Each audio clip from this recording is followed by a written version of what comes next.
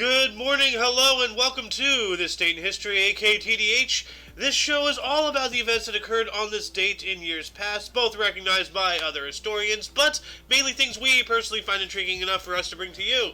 The sources of this information come from the Smart Device application, Today in History, What Happened Today in History, Historical Calendar, and the website onthisday.com. For links to those sources, the music done by Carrera, and anything else potentially interesting, check the underbar in the description below. Anyway, I am Alexander, and you, of course, are you. Today is Thursday, aka Thursday, March 9th, 2023. So let's get into the history today, shall we? We're going to start off in 141 BC. Liu Shi, posthumously known as Emperor Wu of Han, assumed the throne of the Han dynasty in China and ruled for 54 years. Alright, so she ruled into the AD. Cool. Then we got the first observation by Copernicus. 1497, Nicholas Copernicus's first recorded astronomical observation. So, the first time, on record that he's looking up to the sky. But this is interesting here. I just saw this. In the year 1009, I'm backtracking a little bit, the first known written mention of Lithuania in the annals of Quedlinburg. Huh. Well, alright. So Lithuania is at least that old. So, anyway, we're going to jump up to 1500. Pedro Alvarez Cabral departed Lisbon, Portugal, at the head of a 13-ship expedition to India that will also claim Brazil for Portugal. Okay, so they went to India to do some trading, and then they continued on over to Brazil to do some conquering. 1522, Martin Luther began preaching his Invocavit sermons in the German city of Wittenberg, reminding citizens to trust God's word rather than violence, and thus helping bring to a close the revolutionary stage of the Reformation.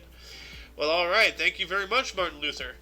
Sorry that the church did to you what it did. You've done more for the people than the church have done, back at that time, it seems. We got a murder of interest, 1765. After a public campaign by the writer Voltaire, judges in Paris posthumously exonerate Jean Calais of murdering his son. Calais had been tortured and executed in 1762 on the charge, though his son had actually committed suicide. So this was 3 years after the actual incident. So they seemed to be a little faster back then, at least in figuring things out than we are in today's world, if we even figure anything out. Got The Wealth of Nations. 1776, Adam Smith published the influential economics book, The Wealth of Nations. Alright. Let's look that up here real quick, actually. The Wealth of Nations. An inquiry into the nature and causes of the wealth of nations, generally referred to by its shortened title, The Wealth of Nations, is the magnum opus of the Scottish economist and moral philosopher Adam Smith. Doesn't really explain much, but I'm going to add this link into the underbar in the description because I can. And, it's I would like to get that book one day. So, anyway, gonna move on up. We got a music premiere in 1842. Giuseppe Verdi's opera Nabucco premiered in Milan. Alright. Spoken about this guy a couple of times in the past several weeks. I recognize that top hat. So, and, what is this? 1861? Actually, 1860, the first Japanese ambassador arrived in San Francisco en route to Washington. Alright. And then 1861, U.S. Confederate currency authorized 50, 100, 500, and 1,000 dollar bills, I believe. Can you imagine a $500 and $1,000 bill? Good Lord. Anyway, we got an appointment of interest. 1864, Ulysses S. Grant was appointed commander of the Union Army. Yep, during the Civil War. So, and then we got the Great Blizzard of 1891. In 1891, the Great Blizzard of 1891 began in England and lasted until March 13th. It caused the deaths of 200 people and 6,000 animals. Wow. Jeez, that's a cold front there. So, got some more music. In 1897, premiere of parts of Gustav Mahler's Third Symphony in Berlin, Germany. Alright. 1898, Peter of Tarentaise, Pope Innocent V, beatified as a saint in the Catholic Church by Pope Leo XIII on March 9th, 1898. Alright. Well, this is the date, March 9th, 1898. Okay. Got another historic event. 1914, U.S. Senator Albert B. Fall demanded the Cubanization of Mexico. What? So he wanted Cuba to take over Mexico? Okay, that's kind of wild, but... 1922, Eugene O'Neill's Harry 8 premiered in New York City. Alright. 1923, Elmer Rice's Adding Machine premiered in New York City. Huh. Alright, look at this newspaper boy looking guy with his hat way too big for his head. Got another music premiere, 1930. Kurt Weill and Bertolt Brecht's satirical opera The Rise and Fall of the City of Mahogany premiered in Leipzig, Germany. Okay. 1932, Eamon de Valera became president of Ireland. Alright. That has to be a pince nez. I'm not seeing any eardle bars. So... Got another historic event. 1933, U.S. Congress was called into special session by President Franklin Delano Roosevelt, beginning its 100 days. What is this 100 days? 1933. Let's see if I can find it. Here we go. July 25th, 1933, Roosevelt gave a radio address in which he coined the term First 100 Days. Looking back, he began, "We all wanted the opportunity of a little quiet thought to examine and assimilate in a mental picture the crowding events of the 100 days which have been devoted to the starting of the wheels of yada yada yada." Wow, that's long-winded. So I'm just going to add this link in the underbar of the description for further reading, if anyone does so please. So, there you go. Link is down there for you. 1935, Adolf Hitler publicly announced the creation of a new air force, the Luftwaffe. Hey, yeah, we were talking about him breaking the Treaty of Versailles not too long ago. So, 1 year later, 1936, Babe Ruth turned down Reds to make a comeback as a player. Huh. So, what is it? Turned down Reds like he was going to be the manager or something? He wanted to play. So, I don't know much about baseball history, but if anybody does, please educate me in the comment section. 1945, 334 U.S. B-29 super fortresses attacked Tokyo with 120,000 firebombs. Yeah, incendiary bombings, like a little-known thing of history involving bombing Japan and such. We were testing bat bombs, as in actually, like, wrapping incendiary devices, attach them to a bat, a living, bat, the winged rat thing, and because, like, the majority of Japanese architecture at the time was pagodas and all that stuff, it was the perfect roosting spot for bats. So, we actually built a mock Japanese village somewhere out in the desert, out in the west out here. And the test was, I believe, a success. And I don't know why we didn't go through with that beyond the reason that it was animal cruelty, but back then, war is war. War is always war. But, yeah, we almost did bat bombs with incendiaries to Japan because of their mostly wooden architecture. That's why we went with a more traditional route, thank goodness, with straight up fire bombs. I mean, it sucks that so many people died, but at least we didn't use bats. So, that's some more sports history. 1946, Ted Williams was offered $500,000 to play in Mexican Baseball League. He refused. Wow. Okay, well, there you go. 1950, Willie Sutton robs Manufacturers Bank of $64,000 in New York City. And I'm about to sneeze. Give me one moment.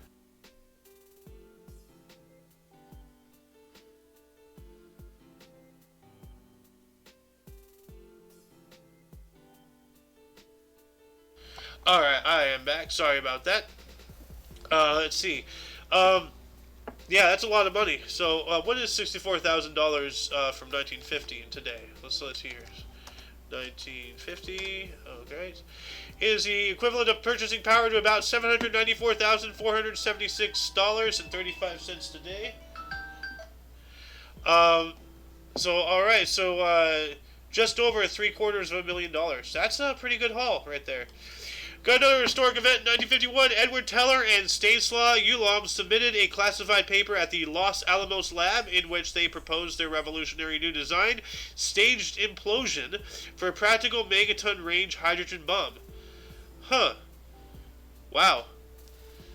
I saw Teller. I thought this was going to be like Penn and Teller, but like no, this is involving nuclear arms. 1953, Joseph Stalin's funeral was held in Moscow after 4 days of national mourning. Yep. And for anyone watching, go watch the movie Death of Stalin. It is a good movie. Like, it's a dark comedy, but it is based off of historic events, and for the most part, how things ended up is actually historically accurate, I believe.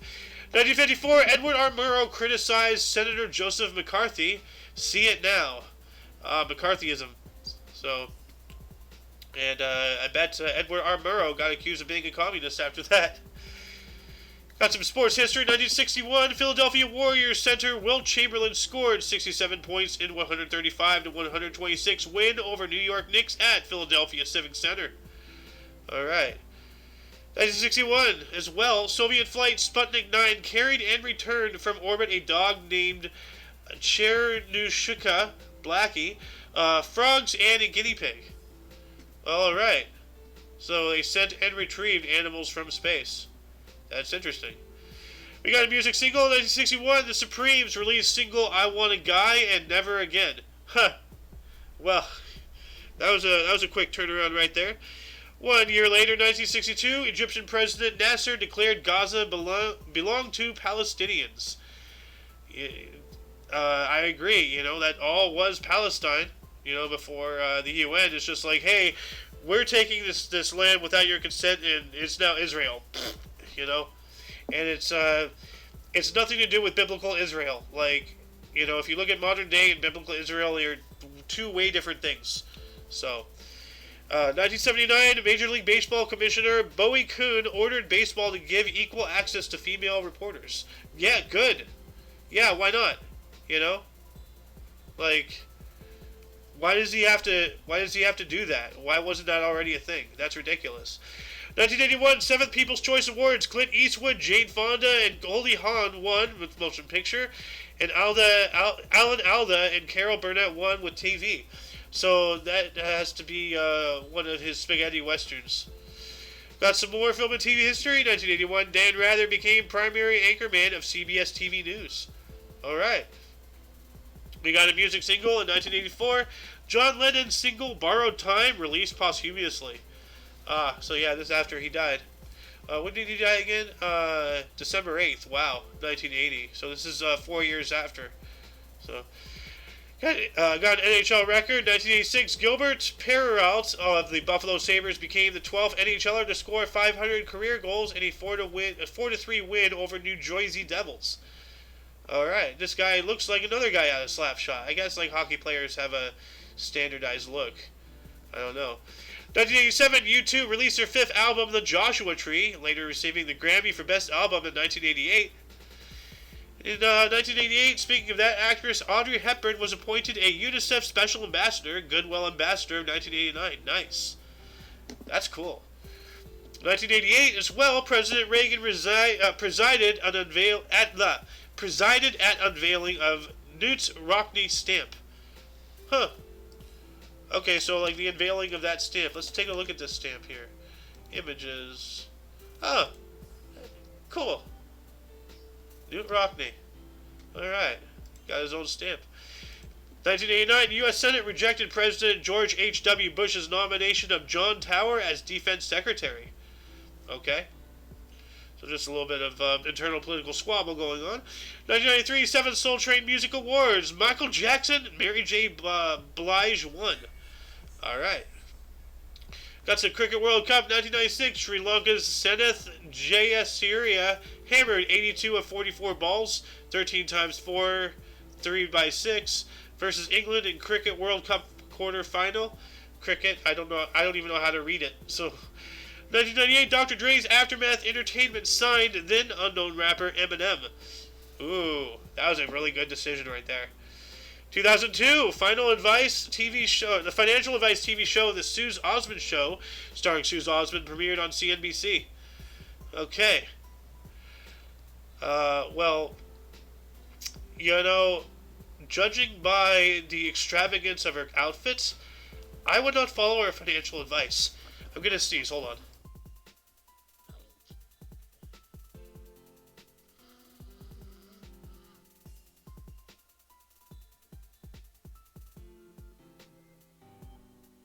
Pardon me. No, as I was saying, I would not follow her financial advice because, yeah, she doesn't look like someone who would be a coupon cutter. Anyway, 2002 as well, Joe Sakic plays his 1000th career game. And some more music history, 2011. But before we do that, I need to sneeze again. I don't know what's going on. I guess there's crap in the air. I need to get back on the Claritin, I swear.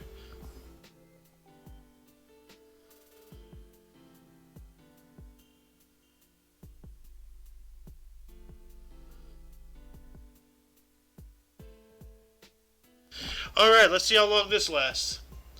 2011, Bonham's Auctions in New York City conducted sale of Eric Clapton and Friends guitars and amplifiers to benefit Crossroads Center at Antigua, a drug and alcohol residential rehabilitation facility he co-founded in 1997, raising over $1.75 million. Nice. Really nice. We need to help people. We, like, just throwing, like, non-violent criminals, like, drug users and stuff like that, like, in jail with the actual people, like, the murderers, the breaking and enterers, the assault people, the snuggle people, like, you're just making more animals. Like, or maybe that's what the plan is, but, like, we have got to actually provide help and therapy and care for these people who are obviously, like, in over their head in one way or another, and they need help. So, anyway, 2012, Indian batsman Rahul Dravid announced his retirement from Test and domestic cricket. All right. 2015, U.S. President Barack Obama signed an executive order declaring Venezuela a national security threat to the U.S. Oh my God. Wow. If only we would do that with China. 2020, Italy announced it is locking down the whole country due to a spike in COVID-19 cases with 10,040 cases and 630 deaths. Well, speaking of national security, threat, China, yeah, right there. World security threat. 2021, Queen Elizabeth II publicly expressed concern after Harry and Meghan, Duke and Duchess of Sussex's interview, saying allegations, including of racism, will be dealt with privately. Wow. Wow. Like, that's, yeah, that's not a discussion I want to have. 2021 as well, UK TV host Piers Morgan left ITV's Good Morning after 41,000 complaints made about him saying he did not believe Meghan, Duchess of Sussex's statement about her mental health. Wow. So, because somebody doesn't believe in something, you go after him and you attack him? Now you're actively causing mental health harm to somebody else just because they don't want to believe something? Like, that's not how you do it. That's not how you do it, people. 2022, U.S. singer-songwriter Lionel Richie received Library of Congress Gershwin Prize at the DAR Constitution Hall in Washington, D.C. Lionel Richie, why does that name sound so familiar? Why is it... Lionel Richie. It's in my brain for some reason. Okay, well, anyway... And then 2022 as well, stolen notebooks belonging to naturalist Charles Darwin, including his famous Tree of Life sketch, mysteriously returned after 22 years to Cambridge University Library. Wow, so somebody just like, they did a reverse national treasure. They broke in and put the documents back. That's pretty interesting. Anyway, before we move on to the burst and deaths, audience, were there any articles that grabbed your attention more than most? Anything you wished we had elaborated more about? Anything you would have liked to say had you been here? Start a dialogue in the comment section. Moving on to the burst, starting us off in 1213, we have Hugh IV, Duke of Burgundy, was a French crusader, born in Villaines and Deux-Moines, France, died in 1271. I know I butchered the hell out of that name, but I don't care. 1454, we have Amerigo Vespucci, hey, Italian explorer, whose namesake, is the basis of the Americas, born in Florence, Italy. So, North America, South America, America. Yeah, there you go. So, the literal birth of America, 1454. Wow. We have Comte de Mirabeau, 1749, was a French revolutionary, was an influential member of the National Constituent Assembly, born in Le Bignon, France. Oh yeah, this is the guy whose hair is trying to escape him, like, whoa. We We also have Leland Stanford, 1824, a U.S. business tycoon, Southern Pacific Railroad, 8th Governor of California, and founder of Stanford University, born in Waterville, New York. Alright, well that explains things involving Stanford. He came from New York. As Hank would say, Bwah! We got Vyacheslav Molotov, 1890, Russian politician, Soviet Minister of Foreign Affairs, 1939 through 49, 1953 through 6, born in Kukaraka, Russian Empire, died in 1986. Wow. November 8th. Wow, like just a couple months before I was born, like 4 months before I was born. Wow. Jose P. Lara, 1891, was the third president of the Philippines from 1942 through 44, born in Tanuan, Batangas. Okay. We also have Samuel Barber, 1910, a U.S. composer, school for scandal, Adagio for strings. Oh, Adagio for strings. I know that song. Born in Westchester, Pennsylvania. Or I think that's, there's something for strings that I know of. But yeah. Anyway, you know what? I wanna listen to that after. So let's see, YouTube. Adiago for strings. All right. Then we also have Ornette Coleman, 1930, U.S. jazz saxophonist and composer, downbeat musician of the year, 1966, born in Fort Worth, Texas, died in 2015. Rest in peace, but happy birthday. Yuri Gagarin, 1934, Russian cosmonaut and the first man in space aboard Vostok 1, born in Klushishno, Russian SFSR, Soviet Union, assassinated in 1968. You know, obviously, like, he was killed off because he was speaking against the Soviet Union. Like, he was speaking out. He was making outcries about, like, how bad the space agency was and how they didn't care. You know, they just wanted to defeat the U.S. and he was silenced. You know. Got Bert Camp-Barris, 81 today, born on this date in 1942. Happy birthday! A Cuban U.S. baseball player, Oakland A's, born in Puebla Nueva, Cuba. All right. Bobby Fischer, 1934, U.S. chess player, world champion of 1972 through 75, born in Chicago, Illinois. We also have Matteo Salvini, 50 years old today. Happy birthday. Born in the state in 1973, he is an Italian politician and Deputy Prime Minister of Italy from 2018 till present. Born in Milan, Italy. What a beautiful place to be born. Oscar Isaac, 1979, he's 44 today. French, Guatemalan, U.S. actor. Scenes from a Marriage, Balabo, Inside Llewyn Davis. Born in Guatemala City, Guatemala. Alright. Brittany Snow, 1986, a U.S. actress, guiding light, born in Tampa, Florida. She's 37 today. And then we have Kabi Lame. That's a lame last name there. Born on this date in 2000, is a Senegalese Italian. Senegalese? Huh. Okay, Italian social media personality, most followed user on TikTok. Born in Dakar, Senegal. And he's 23 today, so happy birthday. For a second, I thought of what are those? What's that island off of India?